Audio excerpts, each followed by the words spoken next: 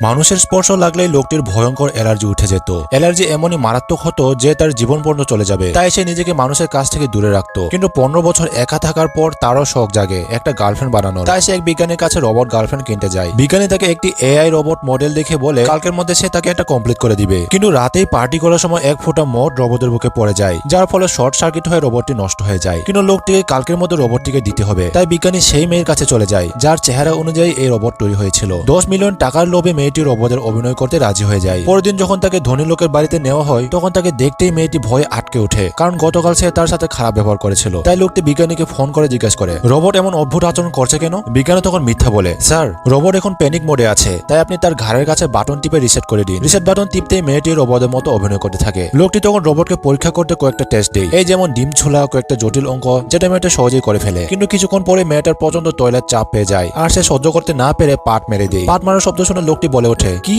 কি তুমি পাট মারলে? তখন মেয়েটি বলে, মালিক রোবট কখনো পাট মারে না, এটা আপনিই মেরেছেন। এটা শুনে লোকটি বিশ্বাস করে নেই আর নিজের পাট শুকতে শুকতে কাপড় চেঞ্জ করতে চলে যায়। এই সুযোগে মেয়েটা তাড়াহুড়া করে পায়খানা করতে থাকে, কিন্তু কিছুক্ষণের মধ্যেই তার মালিক এসে তাকে খুঁজতে থাকে আর তাকে বাথরুমে দেখে ফেলে। তাই মেয়েটি একটি পারফিউমের বোতল ধরে বলে, মালিক আমি টয়লেট পরিষ্কার করছিলাম। কিন্তু লোকটি বলে, কিন্তু রোবট তো পানি ধরতে পারে না। মেয়েটি তখন চালাকি করে বলে, মালিক আমি তো অ্যাডভান্স এআই রোবট, তাই আমি সব করতে পারি। একদিন লোকটির এক্স গার্লফ্রেন্ড তার সাথে দেখা করতে আসে আর সে যাওয়ার আগে তার হাত ধরে যায়, যার ফলে লোকটির ভয়ঙ্কর অ্যালার্জি উঠে যায়। সে কোনো মতে রুমে এসে ইঞ্জেকশন লাগাতে চায়, কিন্তু তার আগে সে অজ্ঞান হয়ে যায়। তখন ভাগ্যক্রমে মেয়েটি এসে তাকে ইঞ্জেকশন দিয়ে দেয়। তারপর থেকে সে লক্ষ্য করে রোবটটি তার সাথে থাকলে অন্য মানুষ স্পর্শ করলেও তার কিছুই হয় না, কিন্তু সে চোখের আড়াল হলেই তার অ্যালার্জি আবার উঠা শুরু করে। তাই সে সবখানে এখন মেয়েটিকে নিয়ে ঘুরতে থাকে আর আস্তে আস্তে সে রোবটকেই ভালোবেসে ফেলে। একদিন সে একাই বাইরে এসে পড়ে আর তেল ভরার সময় স্টেশনের লোকের সাথে তার টাচ লেগে যায়, কিন্তু সে লক্ষ্য করে তার কিছুই হয়নি। তাই এটা সে তার ডাক্তারকে জানায়। সব শুনে ডাক্তার জানায় ফাইনালি সে তার 15 বছরের রোগ থেকে মুক্তি পেল। তবে ডাক্তার তাকে এটাও বলে সে যেন এখন রোবটের সাথে জীবন নষ্ট না করে সত্যিকারের মানুষের সাথে প্রেম করে আর রোবটকে দূরে সরে দিতে বলে যেন তাকে তাড়াতাড়ি ভুলতে পারে।